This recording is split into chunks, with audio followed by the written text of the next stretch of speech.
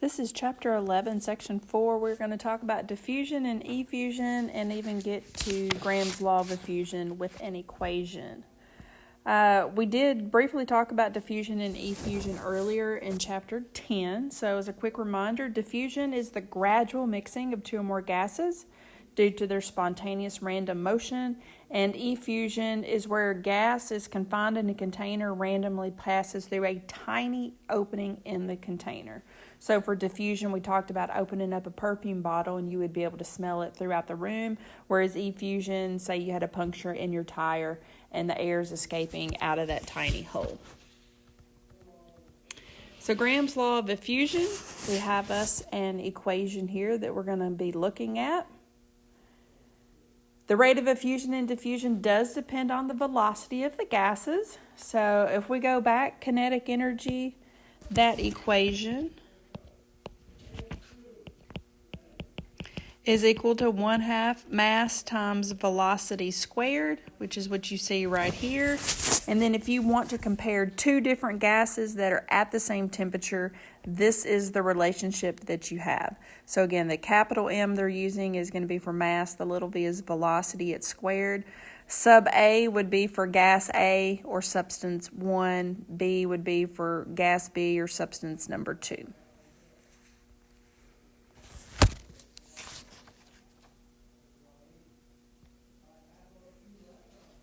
So, moving straight into, making sure I didn't forget anything here.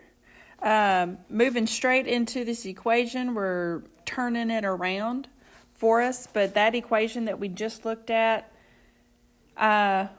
rearranging it somewhat, you've got your rate of effusion of A, that was like its velocity, the 1/2s cancel from side to side. So rate here is the velocity that you saw. And then your mass of A, mass of B, the substances that you have, since we had squared our velocities earlier. You want to get rid of the square, you take the square root. So we have just rearranged the equation that we're looking at. So this is the equation for Graham's law of effusion. Please make sure you get this equation and you understand what it means and how to look at it.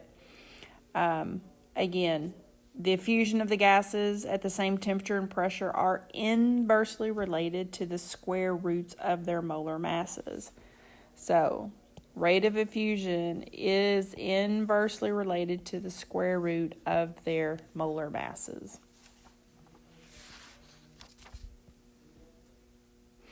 In this picture right here, they have two different substances. You have ammonia on one end, and it's been plugged. You have hydrogen chloride or hydrochloric acid on the other end. It's been plugged. And as those gases start to effuse or evaporate, the gas molecules are going to be moving from one end to another. And we're going to put some numbers on this. For NH3, its mass, the mass of nitrogen is 14, the 3 hydrogens 3, so a molar mass of 17. Whereas your hydrogen chloride, chlorine, has a mass of about 35, so we'll say its molar mass is about 36. So notice the heavier one is going to move slower, and the lighter molecule will move faster.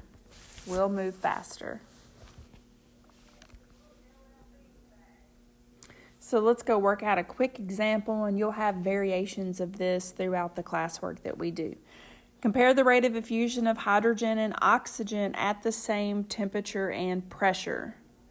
So the two gases that we're working with, if I'm going through how I would work through all of this, hydrogen, that is H2 because it's in its diatomic state. Oxygen, also in its diatomic state.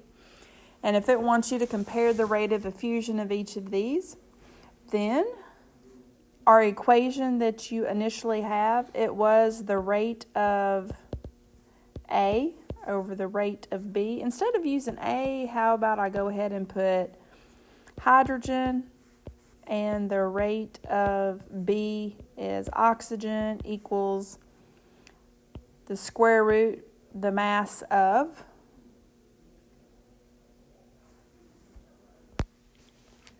oxygen over the square root of the mass of hydrogen. Again, when we had our A's and B's in there, the rate of A over the rate of B is the square root of the mass of the B over the mass of A.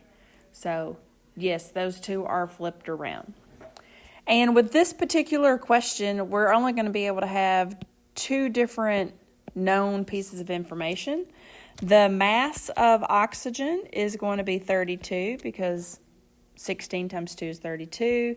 The mass of hydrogen is going to be 2 because, again, 2 times 1 is 2. So just calculating my masses using, I wrote that wrong, using what you see off of the periodic table. You could write down 2.02 to be a little more specific there. And here, using some significant figures. And this one right here doesn't give us the rate of either hydrogen or oxygen, but it says compare the rates of hydrogen and oxygen. So instead, I'm going to write this down as comparing the rates of hydrogen to oxygen.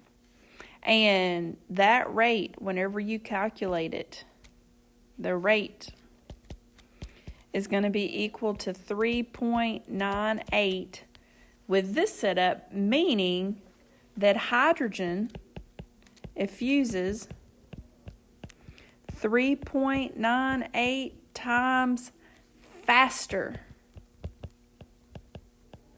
than oxygen. Hydrogen is the lighter of the two. Let's say you did these absolutely backwards and you ended up with a fraction or a decimal value, something less than 1, then you would know that that is the rate. Oxygen is that much time slower than hydrogen. So I am also looking at me knowing that hydrogen should effuse faster than oxygen because it is the lighter of the two.